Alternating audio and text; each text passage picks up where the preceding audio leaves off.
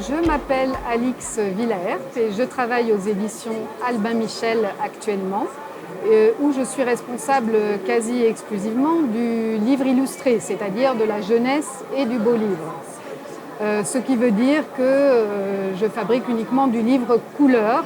Et dans nos métiers de fabricante, c'est vrai que la couleur, les processus, disons, qui suivent la fabrication de la couleur ne sont pas du tout les mêmes que ceux du noir. Ce sont des processus spécifiques parce qu'on doit intégrer le traitement de l'image dans la fabrication, dans la chaîne graphique. À côté de ça, je dirais que le métier de fabricante demande quand même beaucoup de souplesse, demande aussi des qualités d'anticipation, parce que bien entendu, plus vous connaissez, quand même, plus vous êtes à même d'éviter les écueils et plus vous réussissez à simplifier finalement le travail des uns et des autres. Et je dirais aussi que le plus passionnant dans mon métier, surtout ce qui concerne le livre illustré et le livre d'artiste, puisque j'ai cette chance de pouvoir fabriquer aussi des livres d'auteurs qui sont à côté de ça des artistes. Et l'idée première quand même du fabricant, c'est de respecter l'intention artistique tel que l'éditeur va le formuler ou tel que l'auteur va le formuler. Donc nous, on va tout mettre en œuvre justement pour essayer de servir au mieux l'intention artistique de l'auteur. Mais pour cela, il faut maîtriser quand même pas mal de techniques, se tenir au courant aussi des impératifs, on va dire des outils technologiques qui sont mis à notre disposition.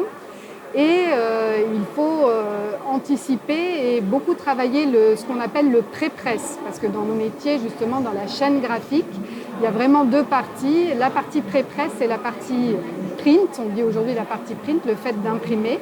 Et mieux vos fichiers sont préparés et plus vous avez de chances quand même de coller à l'intention artistique de départ. Donc à ce niveau-là, c'est vrai, les techniques ont beaucoup évolué. Alors que pour ce qui est de la partie impression pure, on reste quand même sur des métiers, moi je dis très organiques, parce qu'ils font intervenir encore le papier, donc la matière, les encres, et voilà l'impression offset traditionnelle telle que la pratiquait déjà Gutenberg.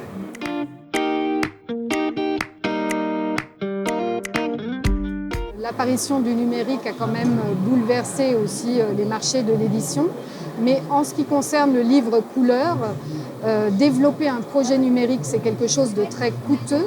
Donc, du coup, ça demande vraiment des moyens qu'on n'est pas sûr d'amortir parce que, bien entendu, on est censé mettre le livre bien moins cher que sa version papier.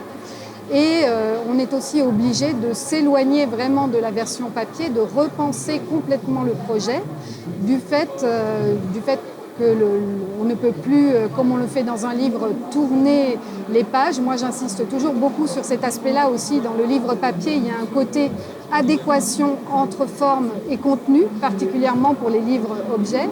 Or, vous perdez complètement ça, évidemment, dans un livre numérique.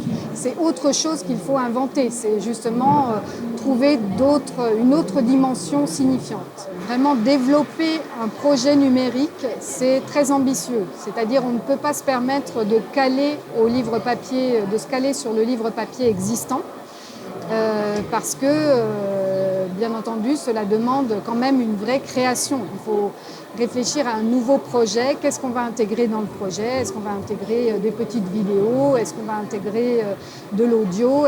Qu'est-ce qu'on va animer? Et surtout repenser finalement complètement le projet.